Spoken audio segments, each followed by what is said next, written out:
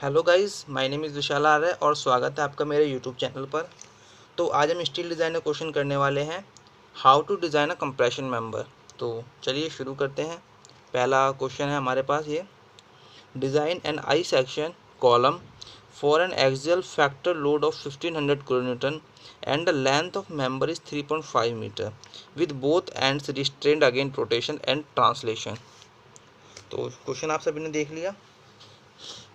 इस क्वेश्चन में हमें आई सेक्शन कॉलम डिज़ाइन करना है, जो इसमें लोड कितना है 1500 kN हमें लोड दिया हुआ है। तो इस क्वेश्चन को करने के लिए आई एस कोड की जरूरत पड़ेगी। आई एस कोड 800 2007 हमारा स्टील के अंदर यूज़ होता है। तो साथ साथ मैं आपको इम्पोर्टेंट पेजेस बताता रहूँगा कि आई एस कोड के कौन कौन से पेजेस यूज़ होंगे। हम कुछ सिंपल 6 से 7 स्टेप देखेंगे, उन स्टेप्स को याद रख के हम इस क्वेश्चन को ईजिली कर लेंगे, डिज़ाइनिंग क्वेश्चन को। तो सबसे पहले जो हमारा फर्स्ट स्टेप है, हम गिवन लिखेंगे। जैसे हमारा स्टेप नहीं है, जनरली हम जो क्वेश्चन में हमें दिया हुआ है हम गिवन लिख लेंगे ताकि हमें क्वेश्चन बार बार ना पढ़ना पड़े। तो क्वेश्चन में हमें 1500 kN लोड दिया हुआ है और लेंथ दी हुई है मेंबर की, तो हमने जनरली ये लिख लिया। इसके बाद हमारा स्टेप 1 क्या आता है, एज्यूम FCD। हमें FCD एज्यूम करना होता है। तो जितने भी स्टील सेक्शन होते हैं हमारे, उनको जो स्लैंडरनेस रेशियो होता है वो वेरी करता है 70 से लेकर 90 तक। ठीक है, तो हम जो डिज़ाइन स्ट्रेस एज्यूम करेंगे मतलब FCD, वो 135 न्यूटन पर mm² एज्यूम करेंगे हमेशा। किसके लिए? रोल्ड स्टील सेक्शन के लिए। हर केस में अलग अलग लेते हैं। जैसे हम एंगल के लिए 90 लेते हैं, 90 न्यूटन पर mm²। तो इफेक्टिव सेक्शनल, हमारा जो सेकंड स्टेप होगा हमें उसमें निकालना होता है इफेक्टिव सेक्शनल एरिया रिक्वायर्ड। तो आपने फॉर्मूला पढ़ा होगा ये वाला, PD × A × FCD। तो इस फॉर्मूले का हम यूज़ करके एरिया रिक्वायर्ड निकाल लेंगे। इस एरिया में हमें PD पता होना चाहिए जो कि हमें गिवन है, और FCD जो कि हमने एज्यूम कर लिया, इसकी हेल्प से हम एरिया निकाल सकते हैं। और हमने एरिया निकाल लिया ये। तो हमारे पास गिवन एरिया आया है 1111.11 mm²।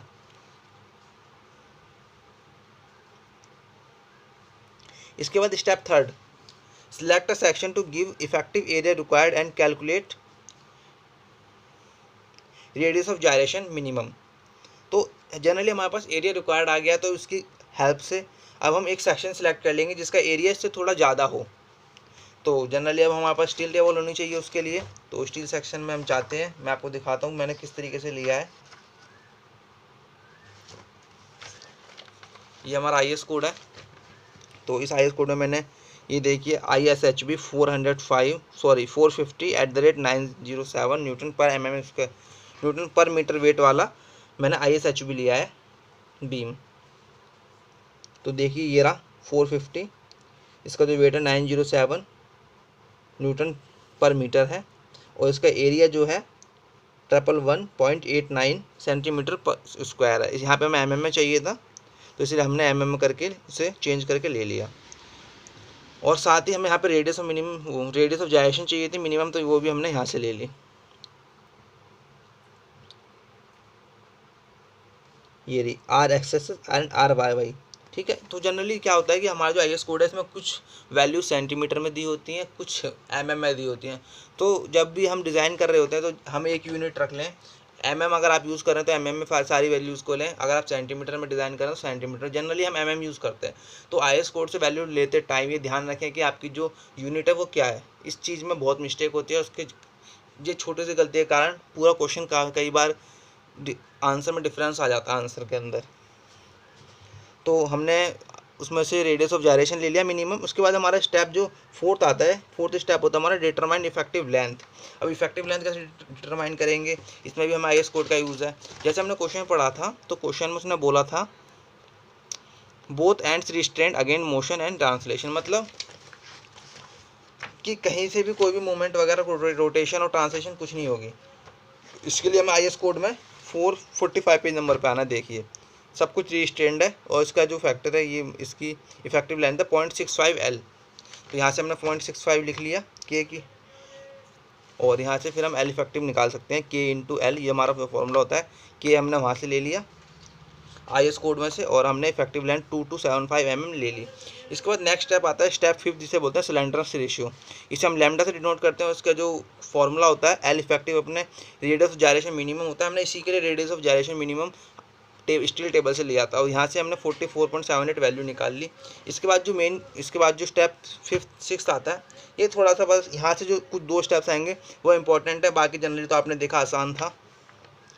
तो अब हमें जो हमारा सेक्शन है इसे बकलिंग क्लास, ये हमारा जैसे हमारी 4 बकलिंग क्लास होती है ABCD, उसके अकॉर्डिंग हमें से क्लासीफाई करना होता है। उसके हिसाब से फिर हम आगे आके अपने नेक्स्ट स्टेप को परफॉर्म कर सकते हैं। तो देखिए हम बकलिंग क्लास कैसे क्लासीफाई कर सकते हैं, ये किस बकलिंग क्लास के अंदर आता है। तो उसके लिए भी हमें IS कोड यूज़ करना पड़ेगा। तो इसलिए गाइस IS कोड बहुत इंपॉर्टेंट है। आप इसका एक एक पेज लिख लेना जो मैं आपको बता रहा हूँ। ये है पेज नंबर 44। ये आप जैसे इसमें देख पा रहे होंगे, इसमें हमारा क्लास लिए है rolled I section. I section के लिए क्या होगा कि अगर हमें आई सेक्शन है हमारे पास और हमें उसको क्लासीफाई करना है, तो हम देखेंगे हमारा अगर h bye breath of flange का जो रेशियो है वो 1.2 से कम है, ठीक है, और जो थिकनेस ऑफ फ्लैंज है वो 40 mm से कम है, उसके बराबर है, ठीक है। और बकलिंग किसके अबाउट हो रही है, जेड एक्सिस के अबाउट या वाई के अबाउट। अब ये पूछेंगे आप ये कैसे होगा, तो अगर हमारी रेडियस ऑफ जायरेशन वाई के अलॉन्ग कम है तो बकलिंग उसके अबाउट होगी। तो जैसे हमारे इस क्वेश्चन में क्या था, हमने रेडियस ऑफ मिनिमम लिया था, ये हमने लिया था आर मिनिमम जो था buckling will about y axis, क्योंकि हमारा जो आर मिनिमम था रेडियस ऑफ जायरेशन मिनिमम किस एक्सिस का था, वाई एक्सिस के। तो ये हमने देखा यहाँ पे वाई एक्सिस का लॉन्ग है, तो हमारा बकलिंग क्लास किस में आता है, बी में, ठीक है। तो अब बकलिंग क्लास बी में आ गया। अब हम इसे क्लासीफाई कर दिया हमने, जैसे r minimum is equals to r y buckling will about x y axis and section come under b category. इसके बाद हमारा स्टेप 7 आता है कैलकुलेट FCD।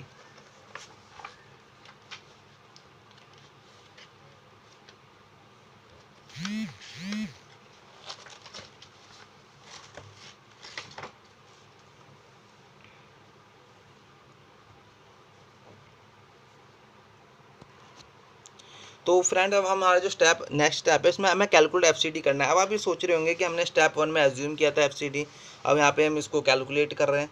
तो वो हमने एज्यूम किया था सिर्फ इसलिए कि हम अपना एरिया रिक्वायर्ड निकाल सकें। हमने जो एरिया रिक्वायर्ड के अकॉर्डिंग हमने जो सेक्शन लिया, अब हमें उस सेक्शन की स्ट्रेंथ निकालनी है।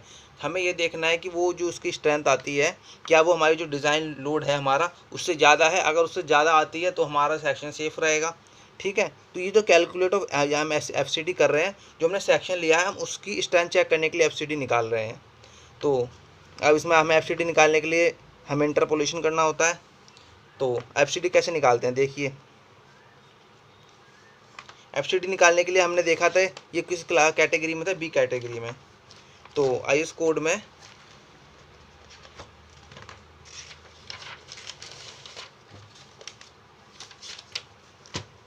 पेज नंबर 41 ये दिया हुआ आपका design compressive stress FCD for column buckling class B.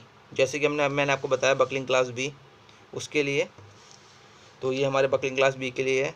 अब हम देखेंगे ये जो हमारा जो कॉलम है इसमें ये चीज़ आप अगर नहीं दी है तो एज्यूम कर लीजिए कि FY जो 250 है न्यूटन पर mm²। जनरली इसी से हमारे सेक्शन बनते हैं। तो ये हमारा देखिए FY 250 पर जो हमारी जो वैल्यू आई थी स्लेंडरनेस रेशियो की 44.78 आई थी, पर यहाँ पे जो आपको वैल्यूज़ मिलेंगी 10, 20, 30, 40, 50, तो हमें 44 चाहिए। तो इसके लिए हमें क्या करना पड़ेगा, इंटरपोलेशन करना पड़ेगा। तो हम देखते हैं 40 पे 250 की वैल्यू कितनी थी, 206, ठीक है, और 50 पे कितनी थी, 194।